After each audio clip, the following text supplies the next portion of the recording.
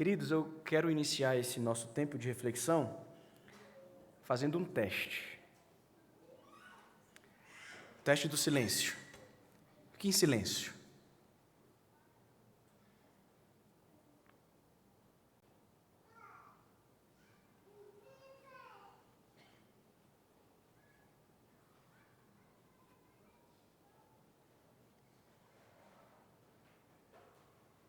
Vai ficando estranho, não vai? Vai ficando estranho. Só o silêncio, às vezes, incomoda, né? Não sei se você sente isso, mas eu sinto. Só o silêncio, às vezes, vai gerando um incômodo. O tema dessa nossa reflexão é silêncio e descanso. Abra comigo a palavra do Senhor no Salmo 131. Salmo 131.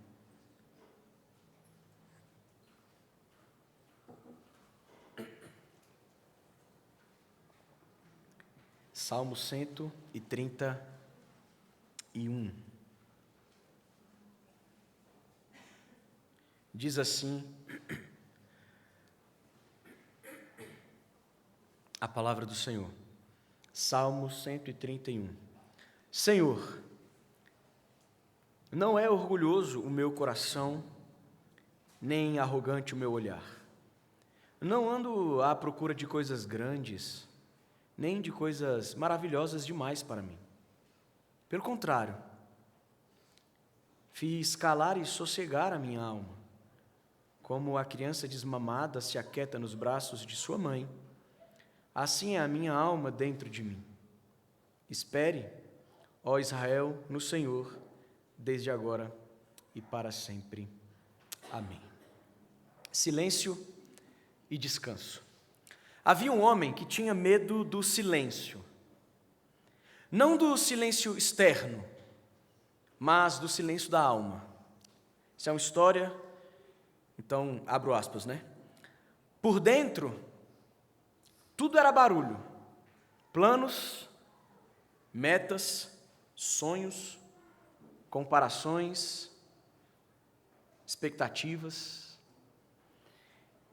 Ele vivia correndo atrás de coisas grandes demais, maravilhosas demais, altas demais. E no fim de cada dia, esse homem sempre chegava em casa cansado demais.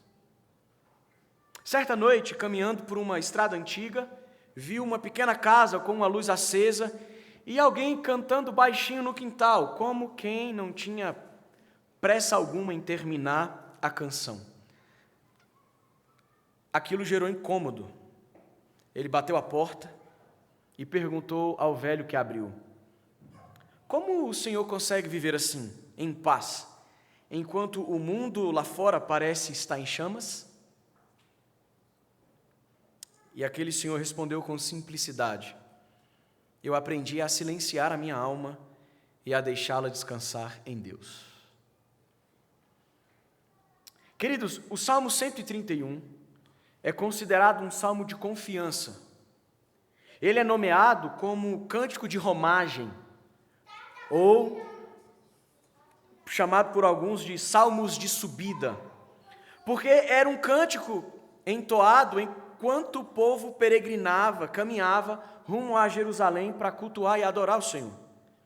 De forma mais específica, nós temos 15 salmos de romagem ou de peregrinação, que vai do Salmo 120 ao Salmo 134. Alguns estudiosos afirmam que esse cântico foi escrito por Davi quando ele ainda não era rei de Israel. E esse salmo foi escrito por Davi quando ele não era rei de Israel e ele estava sendo acusado por Saul e pelos seus súditos de ambicionar o trono, de desejar o trono. Eu não sei você, mas durante muito tempo, eu tive dificuldade em entender como que um homem pecador pode cantar uma afirmação dessa. Afinal, o nosso coração, ele é orgulhoso. Os nossos olhos desejam coisas arrogantes. E muitas vezes nós corremos atrás de coisas grandiosas demais. Então, afirmar isso que Davi está afirmando, por muito tempo para mim soou mais como uma falsidade. Quem pode afirmar o que Davi afirma nesse salmo? Como que Davi, um homem pecador, afirmou algo tão sublime? O ponto, irmãos, não é que Davi nunca foi orgulhoso ou arrogante. A gente sabe da história de Davi. Ele não só foi arrogante e orgulhoso, como assassino e adúltero. Mas no contexto da sucessão do trono de Israel, no tocante a desejar a posição de Saul, Davi diz: nesse ponto eu nunca fui orgulhoso e nem arrogante. Eu nunca desejei o trono de Israel. Muitos cristãos, após a reforma protestante, eles não queriam ler esse salmo nos cultos ou nas reuniões. Contudo, nós sabemos que os salmos são textos sagrados. E como um texto sagrado, quer nos ensinar e mostrar o alvo ou aquilo que nós devemos buscar. Um coração que não é arrogante, que não é orgulhoso, um olhar que não é altivo. Por isso nós devemos ler este salmo, cantar este salmo, meditar nesse salmo e, claro, buscar uma vida segundo as palavras do salmista. Você tendo agora o contexto de quando, segundo a maioria dos estudiosos, afirmam que esse salmo foi escrito dentro de um contexto onde Davi era acusado de desejar o trono de Israel, vamos iniciar a exposição do texto. Senhor, não é orgulhoso o meu coração. Davi, ele se dirige àquele que conhece o mais profundo do coração do homem. O Senhor, em hebraico aqui, Yahvé. O nome que Deus revelou a Israel por meio de Moisés. E sabe, Davi não estava orando, pedindo alguma coisa para Deus. Davi estava apenas afirmando como ele responderia tais acusações. Como? Em silêncio e descanso. Sabe o que isso precisa nos ensinar já de início? Sobre como respondemos às acusações que lançam sobre nós. Sobre como nos portamos diante daqueles que desejam o mal. É nesse sentido que Davi exorta o povo de Israel no versículo 3: espera, ó Israel, no Senhor, desde agora e para sempre. Davi aqui, irmãos, ele está prestando contas a quem de fato importa: Deus. Porque Deus é o único que de fato conhece o nosso coração. Davi sabia que a fonte da vida é o coração. Senhor, meu coração não é orgulhoso. No original é a ideia de meu coração não é alto, meu coração não está exaltado, ou de forma literal, meu coração não é excessivamente confiante. E Davi, por causa da sua relação com o Senhor, ele conhecia a si mesmo. E sabe, João Calvino, o reformador, ele fala muito sobre isso nas Institutas. Ele diz que quanto mais conhecemos ao Senhor, mais conhecemos a nós mesmos. Você quer conhecer mais sobre o seu coração? Conheça mais sobre Jesus. Ou seja, quanto mais íntimo somos de Jesus, mais conheceremos e reconheceremos a real situação do nosso coração. Mas sabe, na linguagem bíblica, coração não é aquilo que o mundo diz que é. O mundo sempre vai atrelar ou fazer uma ligação do coração com sentimentos e emoções e tudo mais. Mas na linguagem bíblica, o coração é o homem interior. É a alma, é o eu interno. Não é apenas coração no sentido de sentimentos e emoções. Um teólogo de Westminster, ele conceitua o coração como, abro aspas, o local dos pensamentos, vontades, emoções e do conhecimento daquilo que é certo e errado. É tudo. Coração é tudo, é o eu interior. É a pessoa humana. Ele diz: Senhor, não é orgulhoso o meu coração, nem arrogante o meu olhar. O coração que não é soberbo, a mente que não se eleva, vive como Paulo ensinou à igreja em Roma, capítulo 12, versículo 3. Por quê? Pela graça que me foi dada, digo a cada um de vocês que não pensem de si mesmo além do que convém. Pelo contrário, Paulo vai continuar. Pense com moderação, segundo a medida da fé que Deus repartiu a cada um. Irmão, sabe o que isso precisa te ensinar para o ano que está chegando? Daqui 1h03. Não pense de si mesmo além do que convém. Busque moderação. Busque simplicidade. Busque humildade. Será que isso está na lista de desejos, de planos e de metas para 2026?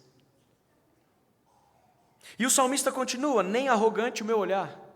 Meu coração não é orgulhoso, nem arrogante o meu olhar. Soberba do coração e arrogância do olhar. Davi não ambicionou o trono, pelo contrário.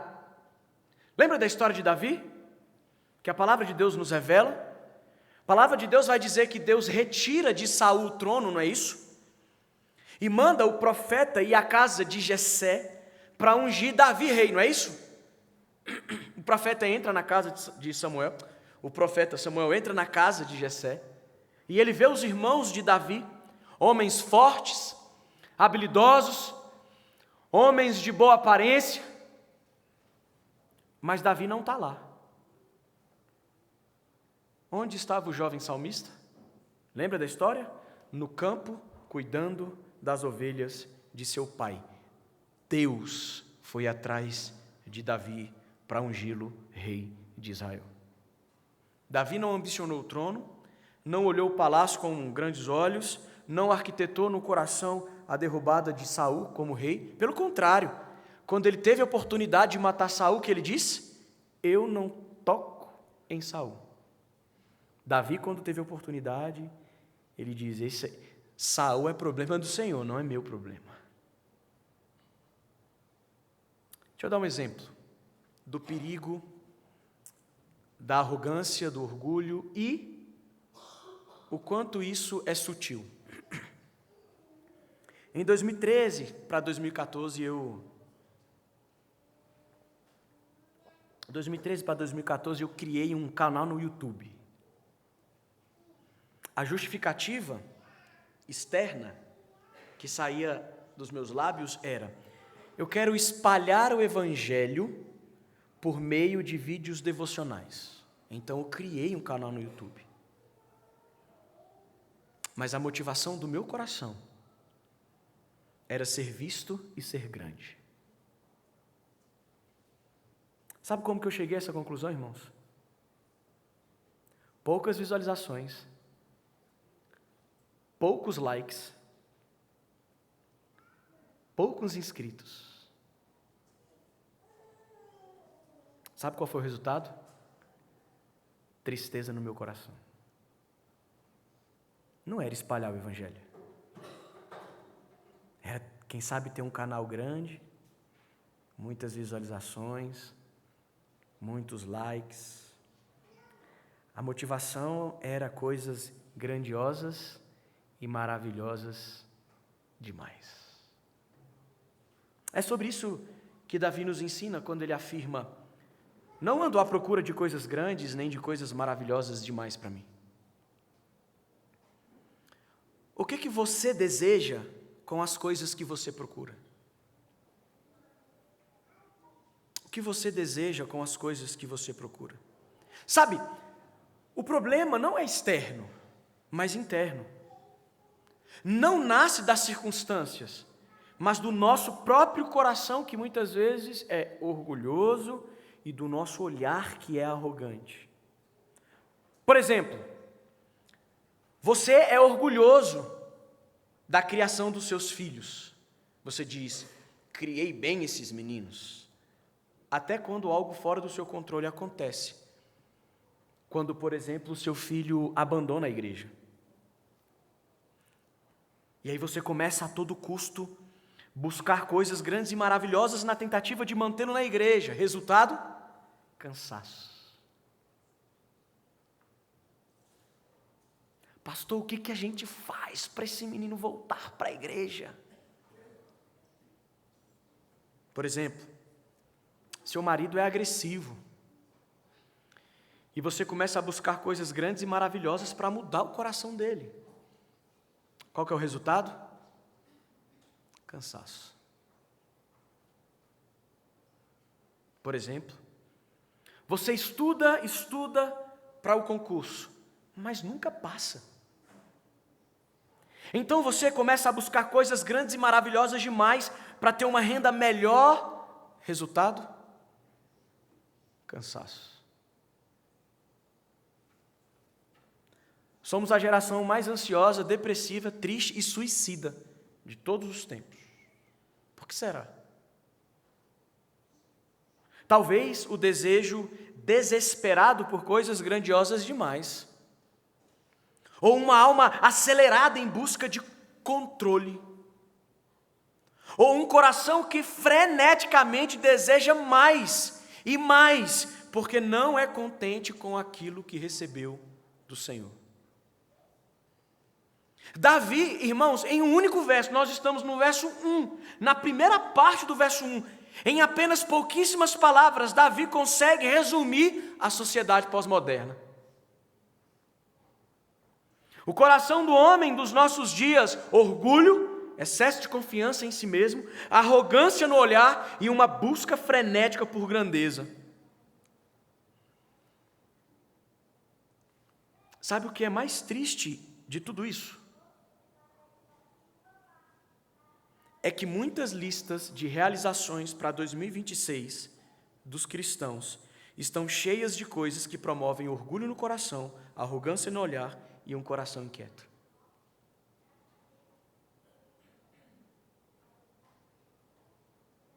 Coisas maravilhosas demais. Uma pesquisa mostra os principais pedidos para 2026. Olha só que interessante. Em primeiro lugar, com 90%, vamos lá? Ter mais dinheiro. Em segundo lugar, com 89%, melhorar a aparência física. O povo está se achando feinho, gordinho. Em terceiro lugar, com 52%, um novo curso ou uma nova qualificação. Em quarto, com 38%, um novo emprego. Em quinto, com 33%, abrir uma empresa, um negócio próprio. Em sexto, com 34%, mudar de casa. Em sétimo, com 24%, casar-se. E em oitavo, com 10%, ter filhos. Nada disso é intrinsecamente pecaminoso.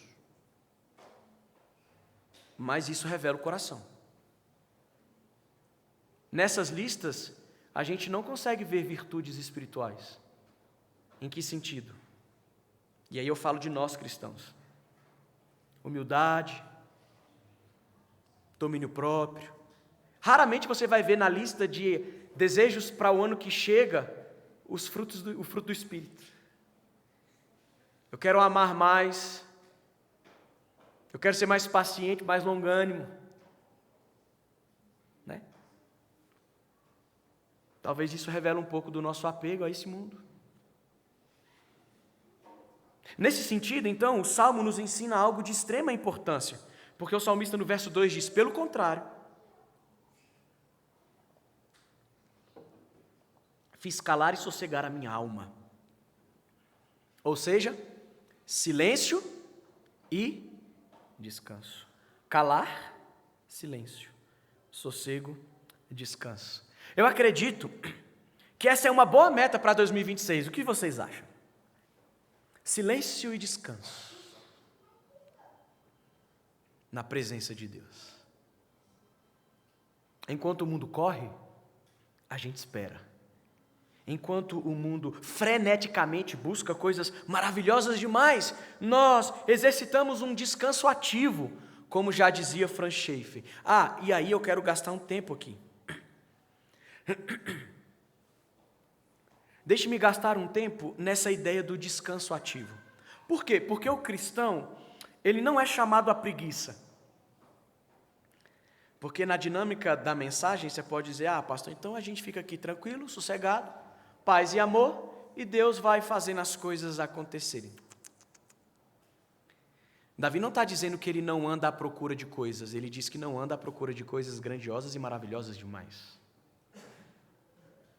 O cristão não é chamado à preguiça, pelo contrário, nós somos chamados a cultivar e guardar a terra, somos chamados ao trabalho, à labuta. Então como que a gente relaciona, irmãos, desculpa, mas eu estou numa laringite que não foi curada direito, tá difícil aqui.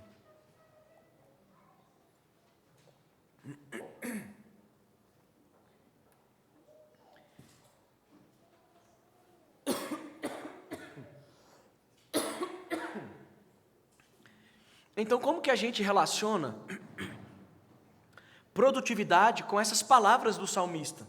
Fiz calar e sossegar a minha alma.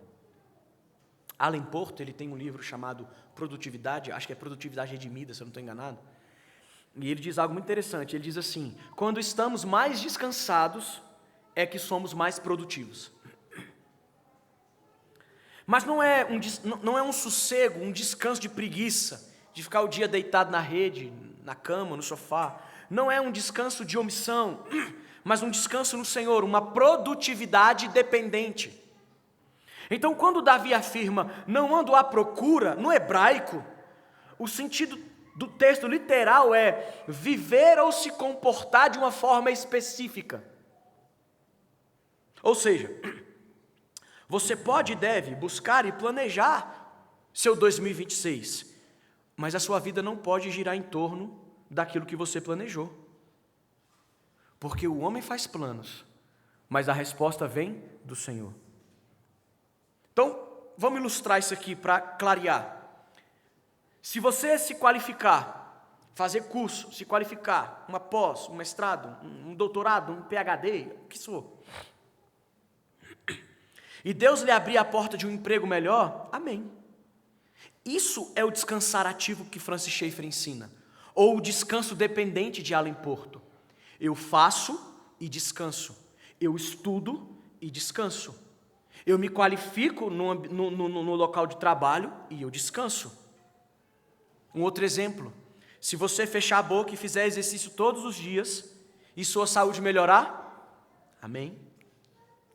Mas e se você fizer isso? Fecha a boquinha, faz exercício e Deus envia uma doença. Você melhora a alimentação, faz os exercícios, mas a sua vida não se resume a isso.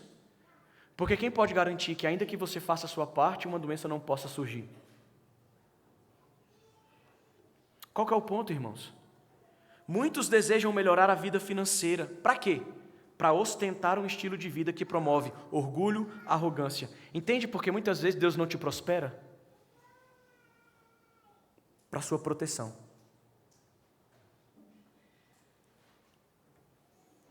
E aí, muitos melhoram financeiramente, ostentam um estilo de vida melhor que promove orgulho e entram numa busca frenética por mais dinheiro ainda. Ou, muitos desejam melhorar a aparência física, e é sempre assim, irmãos, eu vou melhorar a aparência física. Por quê? Por causa da saúde. Aí o cara fica forte, vai caminhar sem blusa. É nada, não é só por causa da saúde. É para seduzir, é para se sentir mais atraente. O Instagram nos prova isso. Então, muitas vezes, aquilo que sai dos nossos lábios não é a motivação do coração.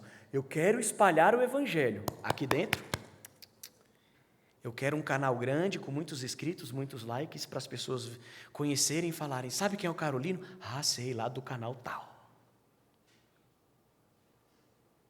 A grande questão é como viver 2026 em silêncio e descanso.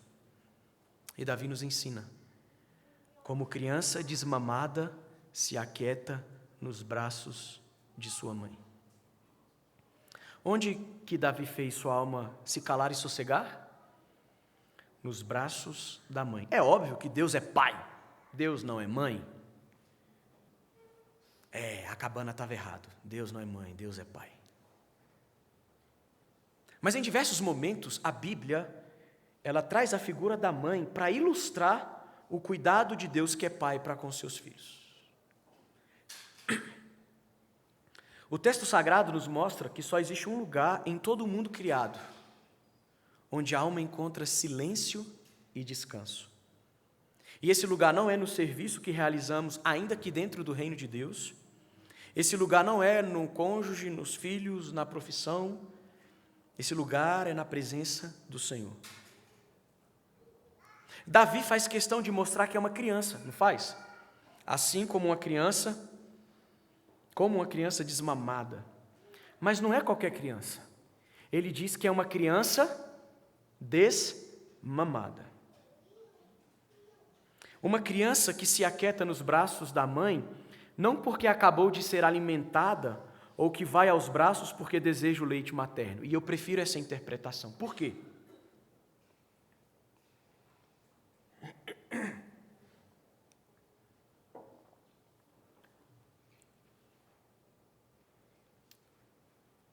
Criança que não é mais de peito. Alguns pastores, eles vão pregar esse texto dizendo que, veja, Davi está dizendo que nós temos que ser como uma criança desmamada, ou seja, a criança que acabou de mamar e aí ela está ali sossegada, tranquila, paz e amor no colo da mamãe. Você já deve ter ouvido.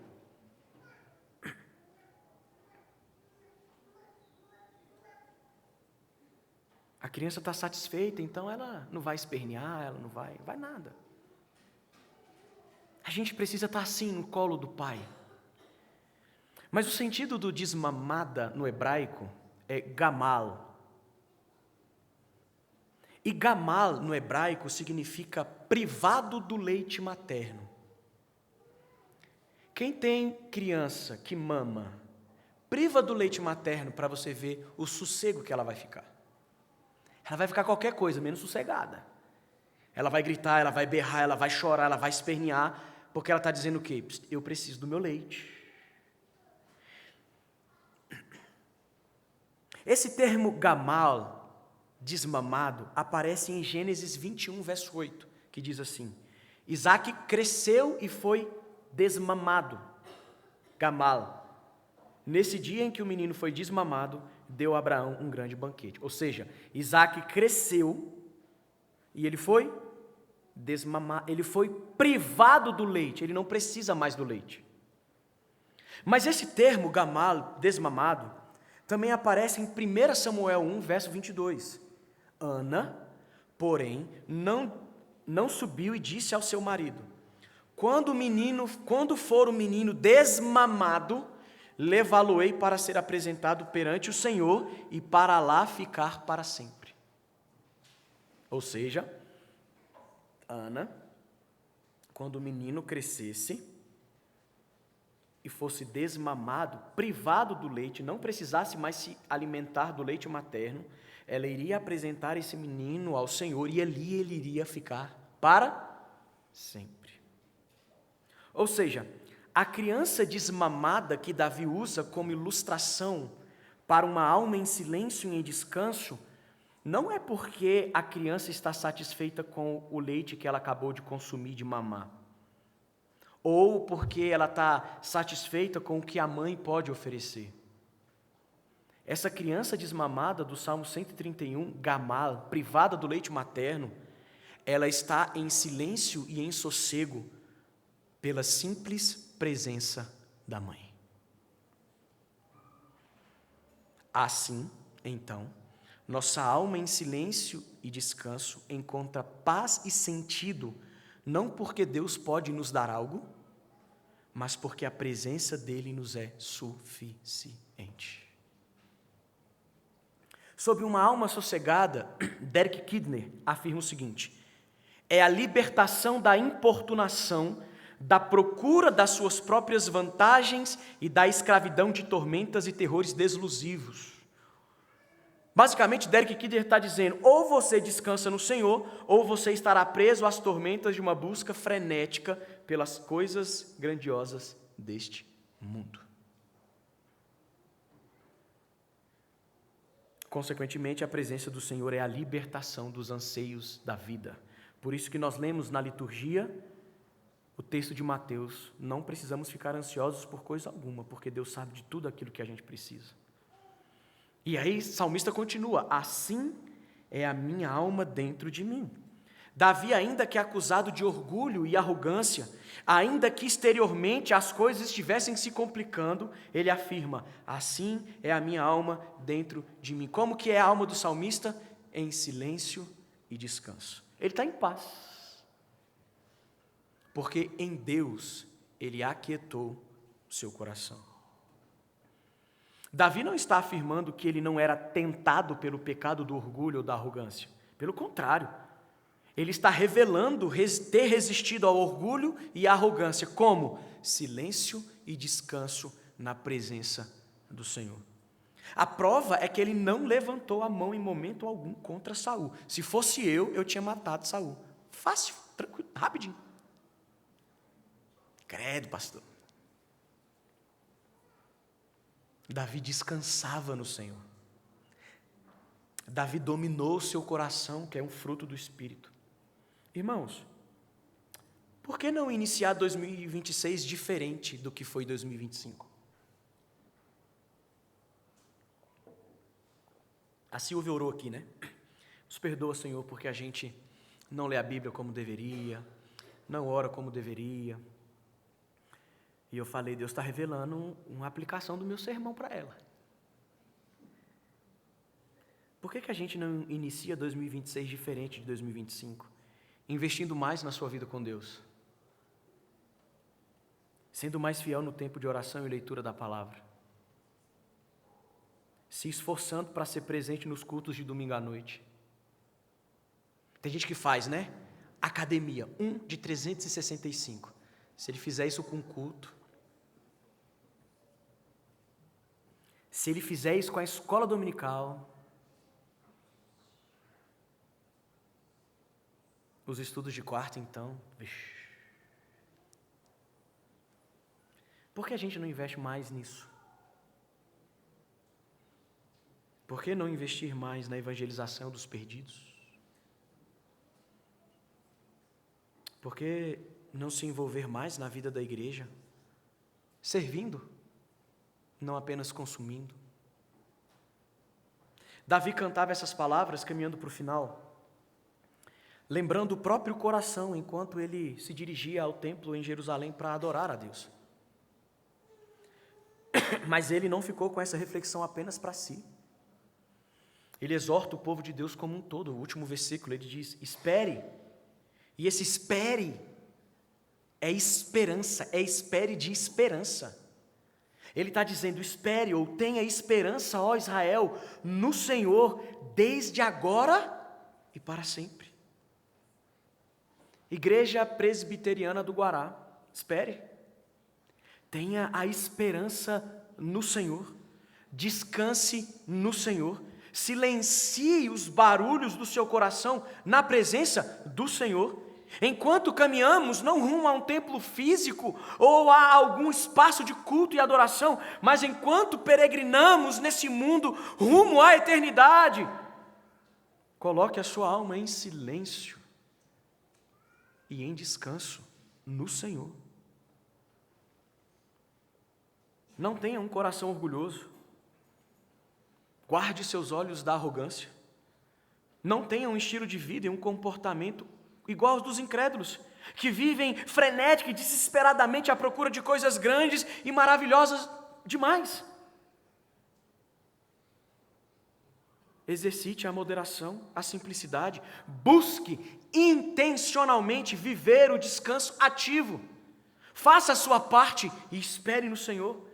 Lembre-se que aquilo que nós não temos é porque não precisamos. No início eu disse que esse salmo é considerado um salmo de confiança. E cantamos músicas de confiança. E lemos o texto de Isaías que fala sobre confiança. Por quê? Só silencia a alma e descansa o coração na presença do Senhor aqueles que de fato confiam no Senhor. A busca por coisas grandes demais, o frenesi por coisas maravilhosas demais, revela um coração que não está confiando no Senhor. Ainda que a boca diga que sim.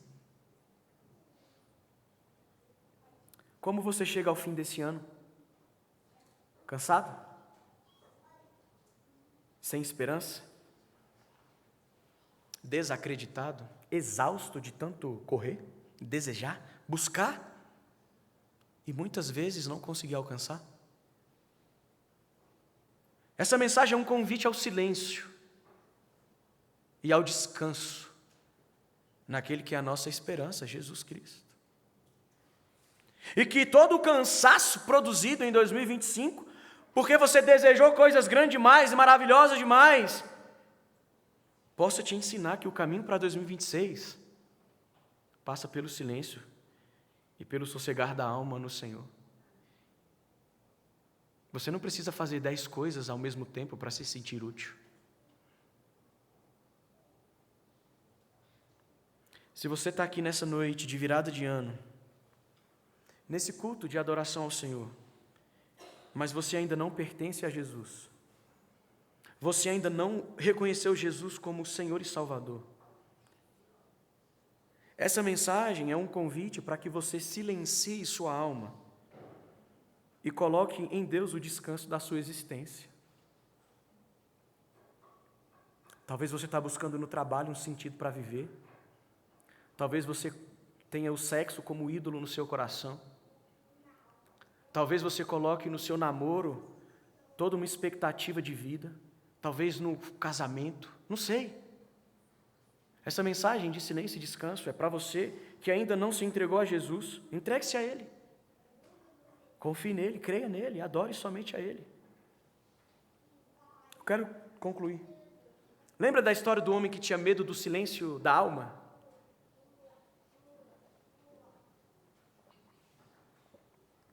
Que ficou inquieto ao ouvir um velho cantar uma música em paz? A história não terminou com aquela resposta daquele senhor, dizendo que vivia em paz porque descansava a alma em Deus. Abro aspas. Meses depois, alguém voltou a caminhar pela mesma estrada, mas já não era o mesmo homem. Seus passos eram mais lentos, seu olhar mais sereno, seu peito mais leve. Ele não havia conquistado o mundo, não tinha respostas para todas as perguntas, mas havia aprendido a coisa mais rara de todas: ficar em silêncio diante de Deus com o coração descansado, sem se sentir perdido. Ele se sentou no degrau da casa do velho, sem bater a porta, sem pressa, sem cobranças. E ali sua alma não queria ir a lugar algum. Não queria provar nada. Não queria ser maior do que era. Ele apenas descansava como uma criança tranquila nos braços do Pai. Fecho aspas. Irmãos, o maior ato de fé, os irmãos da música podem vir, o maior ato de fé não é escrever uma lista de metas. O maior ato de fé não é escrever uma lista com planos ou desejos, e não tem nada de errado nisso, se você já está com a sua lista para 2026 preparada. O maior ato de fé não é escrever uma lista de metas, uma lista com planos ou desejos. O maior ato de fé é orar dizendo: Senhor, ensina-me a silenciar a minha mente e o meu coração.